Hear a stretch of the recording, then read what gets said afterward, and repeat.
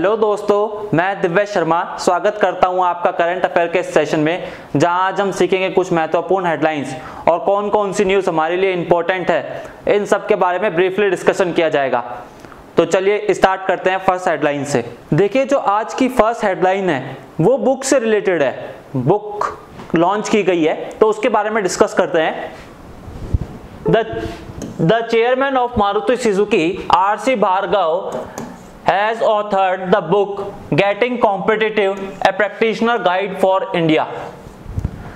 क्या मतलब है सर? वही मैंने आपको बताया था, बुक लॉन्च की गई है। किसके द्वारा लॉन्च की गई है? R.C. Bhargav के द्वारा। ये चीज हमें याद रखनी है, ठीक है सर। इसके अलावा और क्या चीज याद रखते हैं? तो मैंने आपको बताया था बुक के साथ साथ हमें उस बुक का नाम क्या है। देखिए, ये तो ऑथर है, लेकिन बुक का नाम क्या है वो भी चीज इंपॉर्टेंट है। क्या?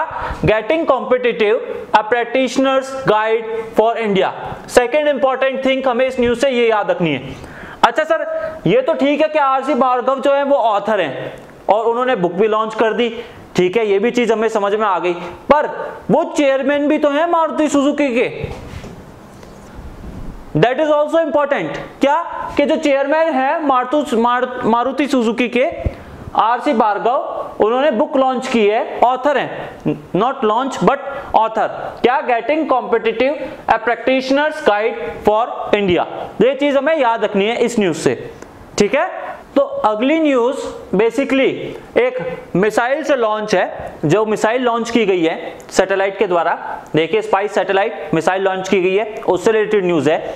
चलिए देखते हैं क्या है। Israel Defense Ministry has announced the successful launch a new OPEX-16 spice satellite. क्या मतलब है सर? सर देखिए, हर कोई ना कोई कंट्री मिसाइल लॉन्च करती है, बेसिकली ये बताने के लिए, अपनी शक्ति को और इंक्रीज करने के लिए, ठीक है। कोई हर कंट्री कोई ना कोई मिसाइल लॉन्च करती है। इंडिया के द्वारा भी लॉन्च की गई है, अब इजराइल ने भी लॉन्च की है। सर क्या मिसाइल लॉन्च की गई है? देखिए, मिसाइल का नाम है OPEX-16, ठीक है सर। सर स्पाई सैटेलाइट मतलब क्या? मतलब स्पाई सैटेलाइट, जैसे आप देखते हो कि स्पाई का मतलब होता है जासूसी करना। अगर मैं हिंदी में मीनिंग लेकर जाऊं तो स्पाई का मतलब होता है जासूसी करना। तो सर एक मिसाइल लॉन्च की गई है, वो सैटेलाइट लॉन्च करेगा। वो क्या होगा सर? वो चारों तरफ कंट्री के वो निगरानी करेगा कि कहीं हमारी कंट्री के अंदर कोई घुसने की कोशिश तो नहीं कर रहा, कोई अटैक तो नहीं हो रहा, कोई मिसाइल हमारे द्वारा किसी और कंट्री के द्वारा लॉन्च तो नहीं हो रही।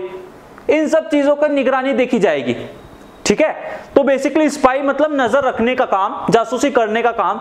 इन सब रिलेटेड थिंग को सोचते हुए इजराइल के मिनिस्टर ने एक मिसाइल लॉन्च की है, उसका नाम है OPEX-16, ठीक है सर। न्यूज तो क्लियर हो गई। अब इजराइल से रिलेटेड फैक्ट जो मैं आपको और रिवाइज करवाना चाहता हूं। सर इजराइल की कैपिटल होती है जेरूसलम, ठीक है, जेरूसलम इजराइल की capital. Currency shekel, Israel shekel या न्यू शेकेल, आप कुछ भी कह सकते हो। Prime minister Benjamin Netanyahu, Benjamin Netanyahu. ये चीजें हैं, आपको रिवाइज करनी है, ठीक। अगली न्यूज बेसिकली हिमाचल प्रदेश से रिलेटेड है। हिमाचल प्रदेश ने एक योजना लॉन्च की है। चलिए इसके बारे में देखते हैं क्या है। Himachal Pradesh has become the first state in the country where every household have LPG gas connection. Basically उस योजना का नाम क्या है? हिमाचल गृहिणी सुविधा योजना।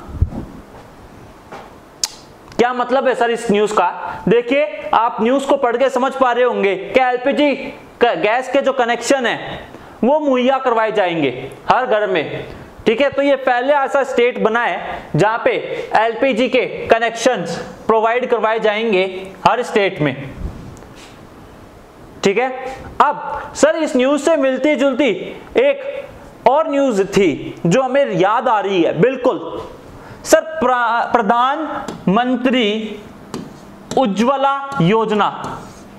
सर प्रधानमंत्री उज्ज्वला योजना भी तो थी, बिल्कुल बिल्कुल, ये उसके सिमिलर ही है। देखिए क्या होता है, प्रधानमंत्री उज्ज्वला योजना जो थी उसके बारे में मैं आपको थोड़ा सा नॉलेज और दे देता हूं ताकि आप अंडरस्टैंड कर पाएं चीजों को।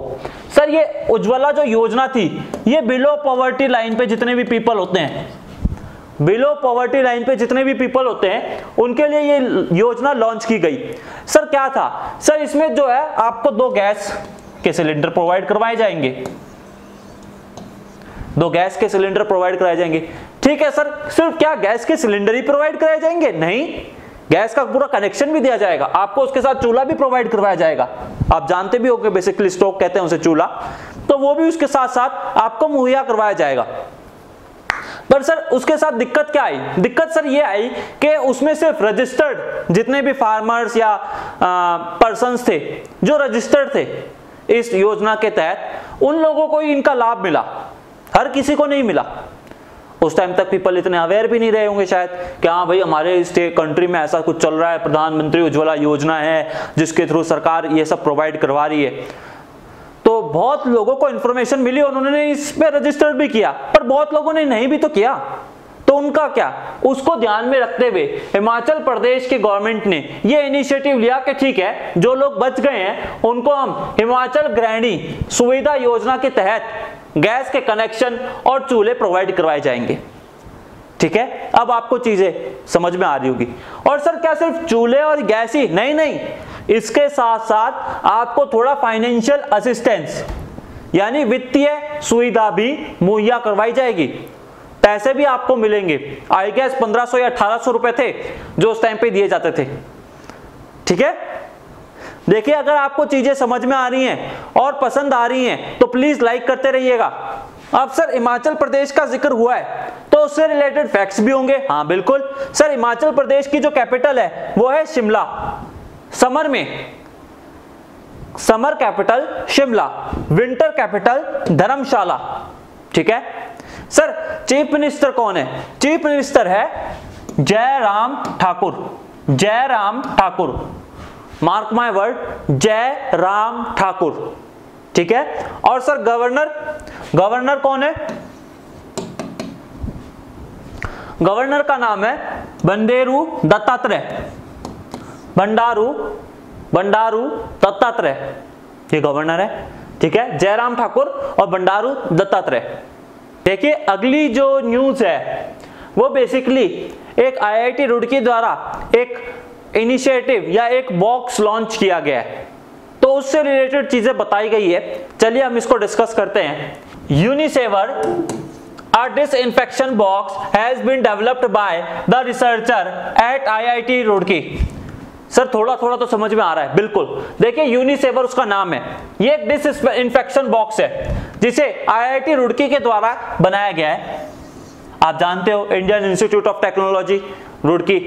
सर बेसिकली इस बॉक्स का मतलब क्या है, क्या काम करता है? देखिए आप सब लोग जानते हो कि हम तो वैसे सैनिटाइजर वगैरह बहुत सारी चीजें इस्तेमाल कर रहे हैं इस पेंडेमिक सिचुएशन में जो कोविड-19 फैला हुआ है उसमें, बट कुछ चीजें आपकी सर पर्सनल भी तो होती हैं। जैसे कि मैं बात करूं वॉलेट की, मोबाइल फोन्स सबसे ज्यादा है। तो सर क्या होता है, आप कोई इन्फेक्टेड व्यक्ति है जिसको कोल्ड वगैरह हो रखा है, वो आपका मोबाइल टच करे तो हो सकता है जर्म्स मोबाइल पे भी तो लग जाते हैं, होते हैं। आपकी पर्सनल चीजें होती है वॉलेट पे लग जाते हैं, है ना। आपकी बोटल्स जो आप यूज करते हो वाटर बोटल्स उस पे लग जाते हैं। तो सर ये बॉक्स वही काम करता है, डिसइंफेक्शन बॉक्स है बेसिकली। इसमें भी एक लिक्विड होता है जिसके थ्रू आप अपने मोबाइल को साफ कर लोगे, अपनी बोतल को भी साफ कर लोगे। सर इससे क्या होगा? सर इससे ये होगा कि आप पेंडेमिक सिचुएशन जो चल रही है कोविड-19 उसके स्प्रेड को आप और कम कर दोगे, क्योंकि ये जो वायरस है वो इन चीजों से भी फैलता है। तो इस चीजों को ध्यान में रखते हुए ये डिसइंफेक्शन बॉक्स लॉन्च किया गया है, उसका नाम है यूनिसेवर। हमें ये याद रखना है। और किसके द्वारा लॉन्च किया गया है? आईआईटी रुड़की के द्वारा। आईआईटी रुड़की लॉन्च यूनिसेवर बस विच इज डिसइंफेक्शन बॉक्स। ठीक है, अगली जो न्यूज है बेसिकली ममता बनर्जी के द्वारा एक ऐप लॉन्च की गई है, उसके बारे में डिटेल में बताया गया है। चलिए इसको डिस्कस करते हैं।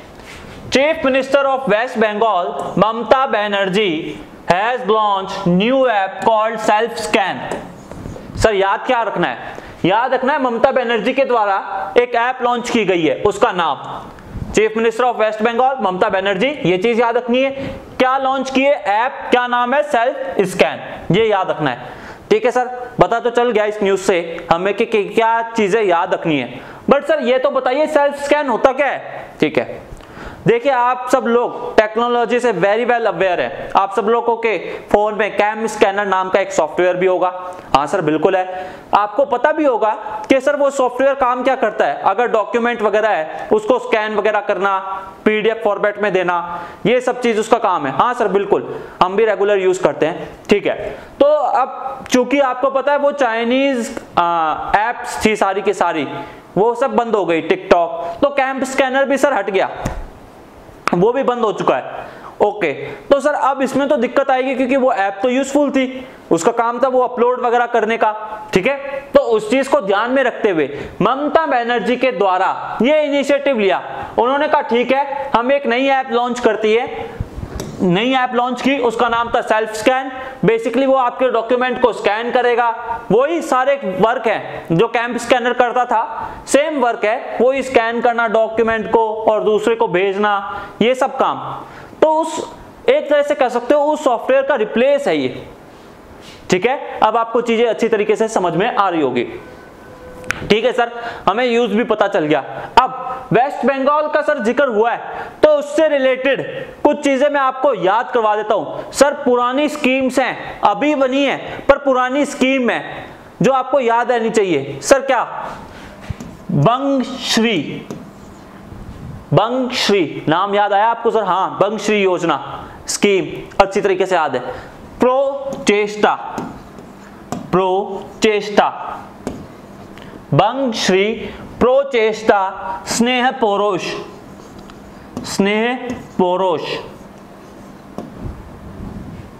ठीक है सर, ये सारी योजनाएं हैं जो कि वेस्ट बंगाल के द्वारा लॉन्च की गई थी। और एक और है मातृ सृष्टि, ऐसे करके मातृ सृष्टि। ये सारी योजनाएं आपको याद रखनी है, मैंने आपको रिवाइज करा दिया है। अब तो मल्टीपल टाइम रिवीजन हो रहा है तो चीजें भी अपने आप लर्न हो रही हैं। ठीक है, अब सर गवर्नर की आपने वेस्ट बंगाल की सारी योजनाएं भी हमें, सारी स्कीम्स भी हमें लर्न करवा दी।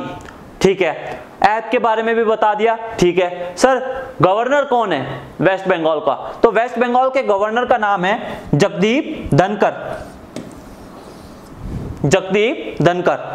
ठीक है, next news is Fino payment bank limited announce the launch of Bhavishya savings account scheme for minor age between 10 to 18 years. ठीक है सर, चीजें थोड़ी थोड़ी समझ में आ रही है। देखिए फिनो बैंक ने अभी एक ऐप लॉन्च की है, एक इनिशिएटिव लॉन्च किया है। बेसिकली मैं ऐप नहीं बोलूंगा, एक इनिशिएटिव, बेसिकली से आप पोर्टल भी कह सकते हो।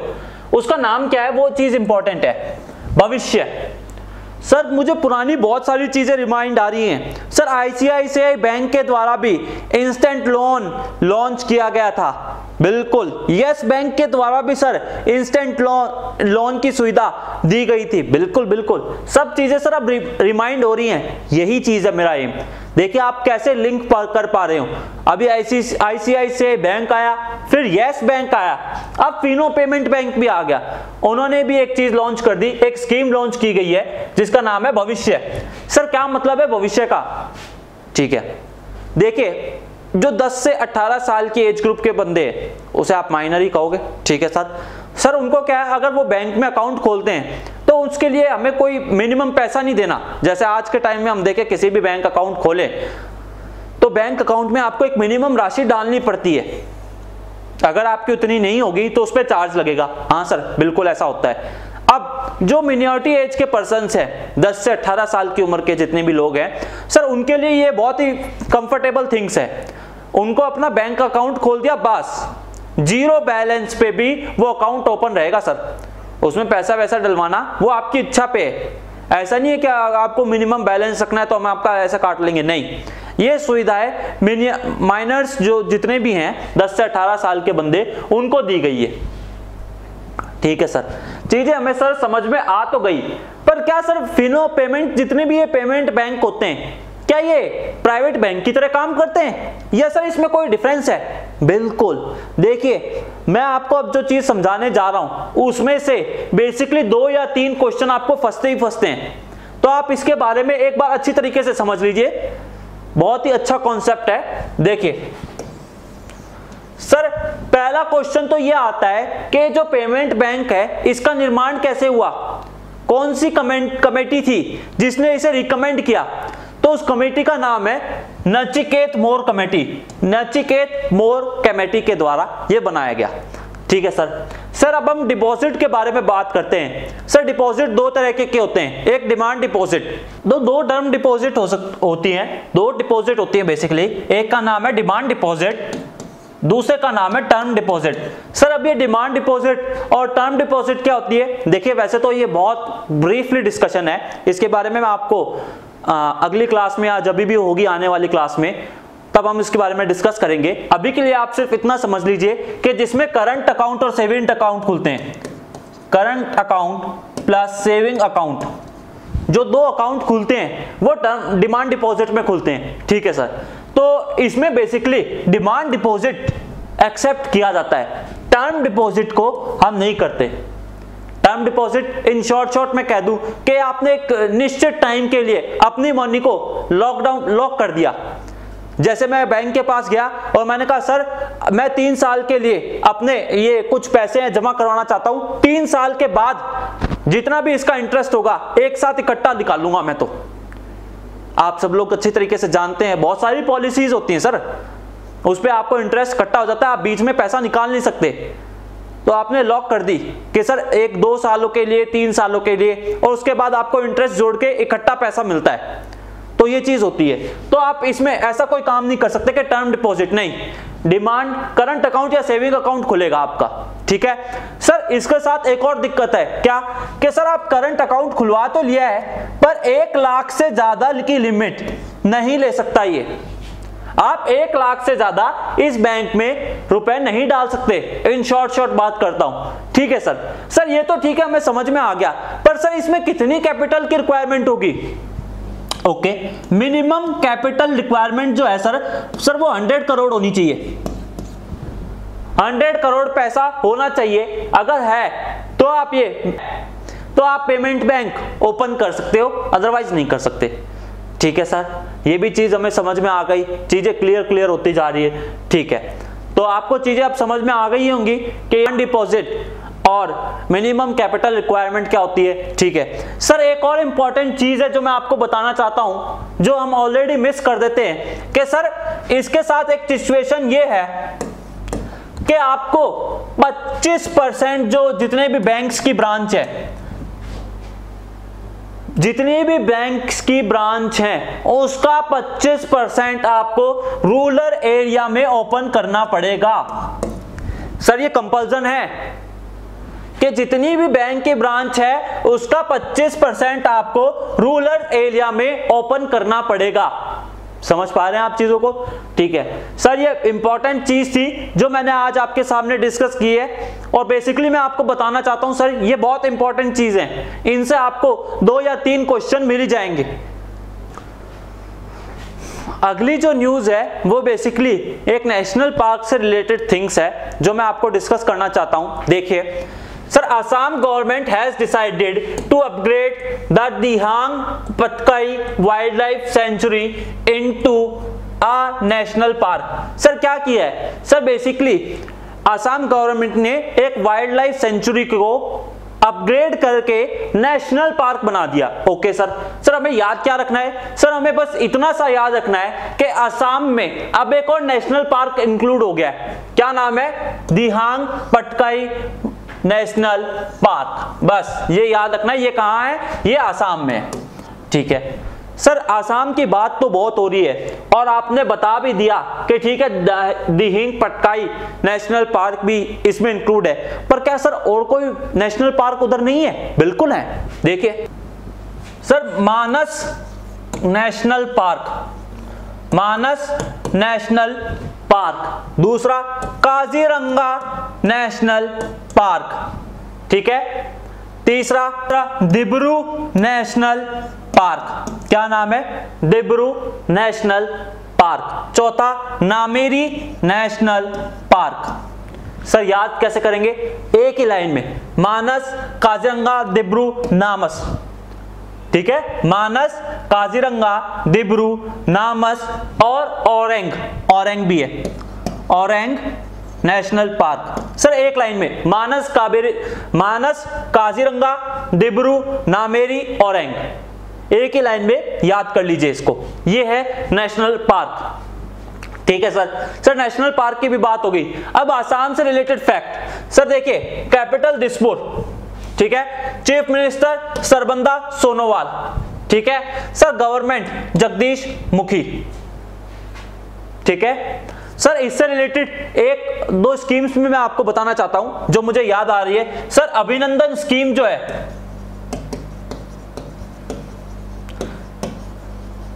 सर वो भी इसी स्टेट की है, अभिनंदन स्कीम। अगली जो न्यूज है वो बेसिकली एक बैंक से रिलेटेड न्यूज है, वो इंश्योरेंस प्रोडक्ट प्रोवाइड करवाना चाहता है। तो देखिए क्या है इस न्यूज में, Karur Vysya Bank announced it has entered into a tie up with Star Health and Allied Insurance to provide health insurance products to it customer. Sir थोड़ी थोड़ी चीजें समझ में आई हैं। देखिए क्या है सर, करोड़ व्यासा बैंक आप जानते हो, स्मार्ट वे टू बैंक, ये इसके टैगलाइन है। इन्होंने सर पार्टनरशिप कर लिया है एक हेल्थ इंश्योरेंस के साथ। किसके साथ? Allied insurance, star Health and allied insurance के साथ एक पार्टनर कर लिया है, पार्टनरशिप वर्क कर लिया है। बेसिकली इसे पार्टनरशिप कहो या बैंक का इंश्योरेंस कहो। सर आपने बताया तो था एक बार बैंक का इंश्योरेंस क्या होता है, पर थोड़ा सा रिवाइज करवा दीजिए, ठीक है। देखिए सर जो भी होती है, अभी सपोज करो XYZ बैंक है कोई, ठीक है सर, मैं किसी बैंक में गया हूं, उसका नाम XYZ है, मैंने वहां पे जाके बोला कि सर आपके यहाँ पे इतने सारे कस्टमर आते हैं और इतना फेम है, मैं चाहता हूं कि यहीं से ही आप एक हमारा जो इंश्योरेंस है प्रोडक्ट से रिलेटेड या थिंग से रिलेटेड, उसको भी सेल करने में हेल्प करे। क्या फायदा होगा सर इससे? सर उससे फायदा ये होगा, सपोज दैट कि मैं कोई मोटरसाइकिल है उसका लोन लेने के लिए जा रहा हूं। अब मैं वहां पे पहुंचा, मैंने कहा सर मुझे मोटरसाइकिल का लोन चाहिए, बैंक ने मुझे 4-5 लाख रुपए का लोन दे दिया। एंड देन उसने वहां पे जाके, वहीं पे बगल में बैठा हुआ हूं इंश्योरेंस की कंपनी जो बीमा करवाती हूं, मैं भी वहीं हूं, वहां पे गया हुआ हूं। मैंने कहा सर ठीक है, आपने वो लोन तो ले लिया है, आप बाइक खरीदोगे तो उसका इंश्योरेंस भी तो करवाओगे और फिर इंश्योरेंस के पास जाओगे। इससे बेटर है कि आप, हमारे पास ही एक इंश्योरेंस है, ये इंश्योरेंस कंपनी है जो बाइक का इंश्योरेंस करती है, तो यहीं से ही इंश्योरेंस करवा लीजिए, तो हाथों हाथ ही मेरे बाइक का इंश्योरेंस भी उसी कंपनी से हो जाएगा, वो सारे के सारे कागजी काम और वो सब वही हो जाएगा।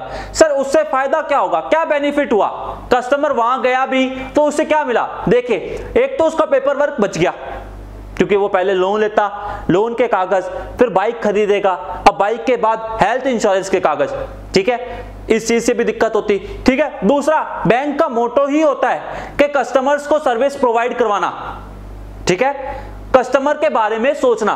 तो ये देखिए, इससे कस्टमर की और ज्यादा हेल्प होगी और बैंक की ग्रोथ होगी और सर्विस सेक्टर में ग्रोथ होगी, प्लस जो इंश्योरेंस सेक्टर्स भी हैं जो बीमा वगैरह करते हैं उनको भी इस चीज का बेनिफिट मिल जाता है। तो जब कोई इंश्योरेंस कंपनी किसी बैंक में जाके अपने प्रोडक्ट किसी तीसरे कस्टमर को सेल करवाती है या सेल होता है, तो उसे कहते हैं बैंक का इंश्योरेंस, ठीक है। अब आपको चीजें समझ में आ रही होगी, ठीक है सर, थोड़ी थोड़ी आ रही है। देखिए इसको मल्टीपल टाइम हम बताते रहेंगे तो आपको चीजें रिवाइज होने लग जाएंगी। हमें याद क्या रखना है सर, ऐसा ही करोड़ व्यासा बैंक ने भी किया है, एक इंश्योरेंस कंपनी के साथ कर लिया टाई अप के, ठीक है आप हमारे बैंक में आइए और हमारे इस बैंक में इंश्योरेंस से रिलेटेड जितने भी प्रोडक्ट है वो कस्टमर्स को प्रोवाइड करवाइए, ताकि उनको भी और से और चीज मिलती रहे, उनके प्रॉफिट के लिए, उनके सर्विस प्रोवाइड करने के लिए काम किया जा सके, ठीक है। Next news is UK India Business Council has announced that Jayanti Krishna will be take over as a group chief executive. Sir क्या है ये, अपॉइंटमेंट से रिलेटेड न्यूज है सर इसमें क्या है, यूके इंडिया बिजनेस काउंसिल ने अनाउंस किया है कि वो जयंती कृष्णा, ये आप देख पा रहे होंगे इमेज में, जयंत कृष्णा को as a group chief executive नियुक्त कर लिया है। हमें नाम याद रखना है, जयंत कृष्णा क्या बने हैं? Group chief executive. किसके द्वारा? यूके इंडिया बिजनेस काउंसिल में, ठीक है। ये चीज हमें याद रखनी है इस न्यूज से। So that's it for today's news guys. I hope you enjoyed this session.